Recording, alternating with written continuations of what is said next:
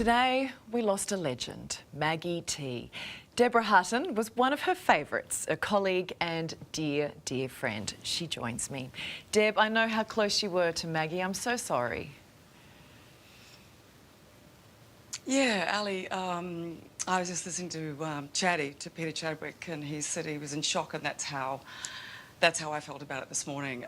She's always been such a force and very, she's always held such enormous presence, and she's just there. I mean, she's there at the end of the phone, and you just, how's Maggie?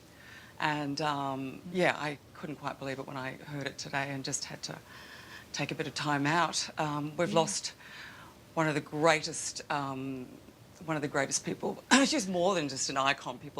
Things I've sort of read about her today. She was an amazing human being. She was an amazing, magical human being. Yeah, I mean, you met when you were a teenager through modelling, and I know she took you under her wing, and in many ways your lives overlapped, both hugely successful models. You even took over from her as fashion editor at Women's Weekly. I mean, they are big shoes to fill, Deb.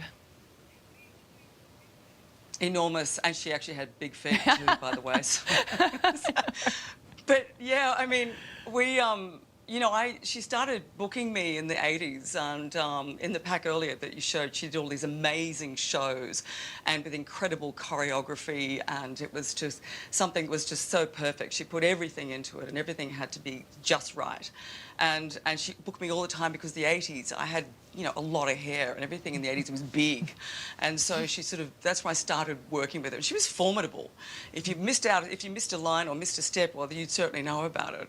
And then over time, because she used to sort of shoot for the Telegraph and did beautiful fashion pages, and then I started working, with the camera and stuff like that. So I would see her, and then, she was represented by Harry Miller for many, many years, and then we would start to see each other socially. And so, and then it went on from there, as you mentioned. Then when she gracefully retired from the Women's Weekly, I tried to, the best I could, to sort of fill those shoes.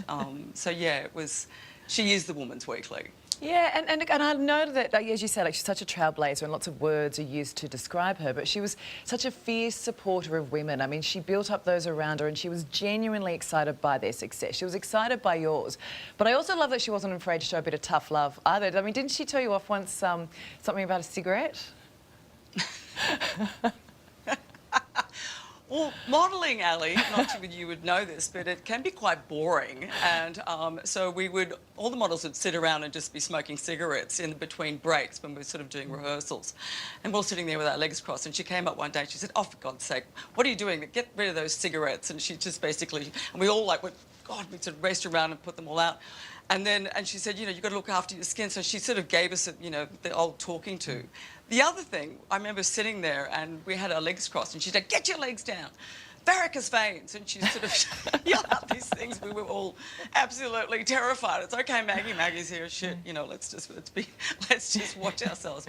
But she put everything of herself into it, and she was very supportive of all women. She was supportive of women who just wanted to have a go at something. Yeah. And I felt very privileged to sort of have her kind of, I sort of know I was one of her favourites, and she would often book me for stuff. And so I got to see her, in that side, that professional side. And then later I got to really know her as just a beautiful friend.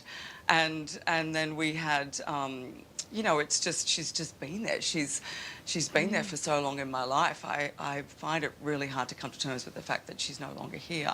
There will never be another one like her, that's for sure. Yeah, and you think of all that she accomplished with, like, Gold Logies, Order of Australia, but probably what she was most proudest of, raising those two girls, Brookie and Amanda, like her girls. Family, and yeah. Family was it, right?